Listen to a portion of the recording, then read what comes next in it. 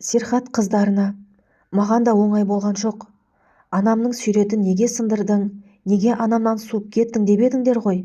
Мен өзім қиналсам да, сендер қиналмасыншы дедім. Аналарың жайлы ойларың жаман жаққа өзгермесін деп айтпадым. Сендерге айту маған ауыр болды. Айта алмағаным үшін кешіріңдер дейді. Илким: әке, сен қашаннан бері білетін едің дейді. Серхат: аналарың хауызға құлаған күннен бастап білемін. Кейін Зейнеп Кадерді әкелгенде оны қаламадым. Бірақ аналарың тастаған отбасы Кадерді ұрған, жұмыс істеткен, денесінің барлығы көгерген еді. Мен оны ол жаққа қайта жібере алмадым. Сосын осында қалдырдым. Аналарың тек бізге ғана емес, Кадерге де қиянат жасады. Аналарыңмен ажырасамын дейді Серхат. Хайел мен Илким: әке, анамды көргіміз келмейді. Сені де кешірмейміз, біле тұра айтпағаның үшін дейді. Сол сәтте Джихан мен Азра келіп қалады. Джихан: Серхат не болды дейді. Серхат: барлығын айттым дейді. Қыздар: не? Джихан аға, сіз де білдіңіз бе дейді. Азра: Джихан, сен не білетін едің дейді. Джихан Азраға: ештеңе, бар үйге кір дейді. Джихан: иә, мен білетінмін. Әкелердің қалай қиналғанын да көрдім дейді. Берак келіп: қыздар, мені кешіріңдерші дейді. Қыздар: сені ешқашан кешірмейміз. Джихан аға, бізді өзімен бірге алып кетші дейді. Берак Серхатқа: сөйлесейікші дейді. Серхат: енді менімен емес, адвокатпен сөйлесесің деп кетіп қалады. Берак жылап қалады. Азра Түлайға хабарласып: әлгі флешканы Эбрудың үйінен таптың ба дейді. Түлай: жоқ, бөлмесінен таппадым. Эбру қу ғой, ондай заттарды бөлмесінде сақтамайды дейді. Азра: Джихан шықты. Бізден бұрын Джихан өзі алып қояды енді ол флешканы. Сен Эбруді қайтадан Джиханға жақындат, бір-бірін ұнатуы керек дейді. Сол кезде менен қалағаныңды сұрайсың дейді. Берактың жылап тұрғанын көрген Севим ханым жаны ашып сыртқа шығып: Берак, не болды, жаным, неге жылап тұрсың дейді. Берак: Серхат мені сүймейді, ол өзгерген, ол енді менімен ажыраспақшы дейді. Әлгі Зейнептен бәрі шығады, айттым саған оны шығарып жібер деп. Севим ханым Беракты үйіне кіргізіп: Азраға сен қарап отыр, қазір мен Серхатпен сөйлесіп келем дейді. Анасы Серхатқа келіп: сен не, ажыраспақпысың? Не түсті араларыңа? Неге өзгеріп кеттің дейді. Серхат: ана, маған қысым жасама дейді. Серхаттың анасы: солай ма? Қазір кімнен жауап алатынымды білем деп Зейнептің бөлмесіне қарай кетеді. Кадер жылап: анам мені жақсы көрмейді, мен туылмауым керек еді дейді. Зейнеп: олай айтып менің жүрегімді ауыртпа. Мен қуанам сенің бар болғаныңа. Сен менің сіңлім болдың. Сені кездестіргелі өмірім өзгерді. Мен сені өте жақсы көремін деп Зейнеп Кадерді жұбатады. Кадер: менің анам сен болғанда ғой дейді.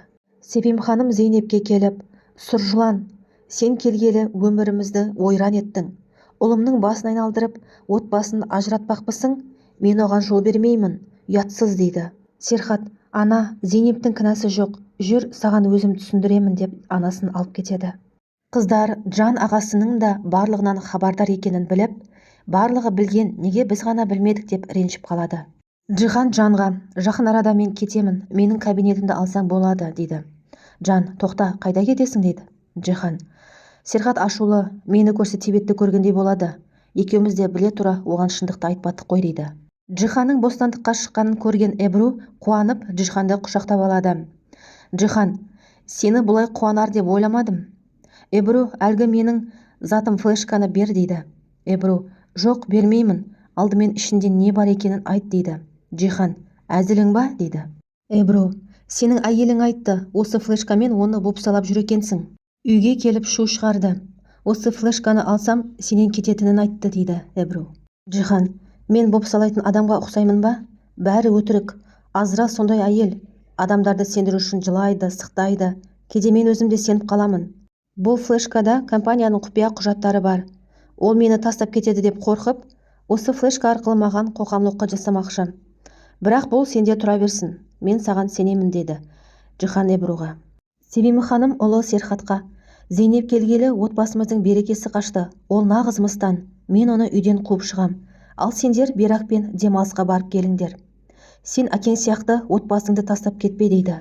Серхат: жоқ, мен ол сияқты қыздарымды тастамаймын дейді. Севим ханым: Берак керемет ана, сүйікті жар, сұлу әйел, енді саған не керек дейді. Серхат: ана, Берак маған опасыздық жасады. Себім ханым: не деп тұрсың, қалай сонда? Серхат: ол сүйіктісінен бала туып, оны тастап кеткен, және ол бала Кадер дейді. Себім ханым үшін бұл күтпеген жағдай болды. Берак мұндайға қалай барды дейді. Серхат Зейнепке: құпияны сақтау жүк екен. Қазір барлығын қыздарға айтқан соң жеңілдеп қалдым дейді. Зейнеп: қыздармен сіз бақытты боласыз. Әйтеуір бір күні олар Кадерді бауырына басады. Сол кезде мен де кетем дейді. Серхат Зейнепке: кетпе. Мен өзім жалғыз қыздарға қарай алмаймын ба деп ойлаймын. Сол үшін осында бол дейді. Себим ханым есін жиып үйіне келеді. Берак лезде естігенін сезіп қояды. Себим ханым Беракқа ұятсыз деп шапалақ береді. Мен сені ұлымнан да артық қатты жақсы көріп едім. Қалай датың бәрді? Мен саған ана емеспін. Кет, мүлдем келме деп Беракты үйінен қуып жібереді. Себим ханым Азыраға не болғанын барлығын айтып береді. Кешкісін Джихан қыздарды үйлеріне әкеліп Серхатқа тапсырады. Джихан: оларға уақыт бер. Айтпақшы, олардың телефонын Берак лақтырған екен. Мен оларға жаңасын алып бердім. Менің бетіме қарағың келмей ме? Сен де қыздарың үшін шындықты айтпадың. Дәл солай мен де сен үшін шындықты айта алмадым. Ертең кабинетті босатамын, кетемін дейді. Серхат Джиханға: ойыңа алма, ешқайда кетпейсің дейді. Кадер әпкелеріне жақын болып араласқысы келеді, бірақ қыздар Кадерді уақытша қабылдай алмайды. Илкем ашуланып медалдарын жинап: апам үшін медал алушы едім, енді жүзуге бармаймын дейді. Хаялда: мен де пианиноға қатыспаймын дейді. Берак қыздарға хабарласады, бірақ қыздар жауап бермейді. Мұстафа мен әкесі жарасып кешкі асқа бірге отырады. Себим ханым Джиханға: Берак кіммен Серхаттың көзіне шөп салған дейді. Джихан: Тибетпен дейді. Тибетті ұрып соққан Серхат: мен Серхат қыздардың қасында болсын деп күнәні өз мойныма алдым дейді. Себим ханым: бәсе, Тибет деген Серхаттың үйіне көп келетін еді. Әлгі Зейнеп те Кадерді алып үйден кетсін дейді.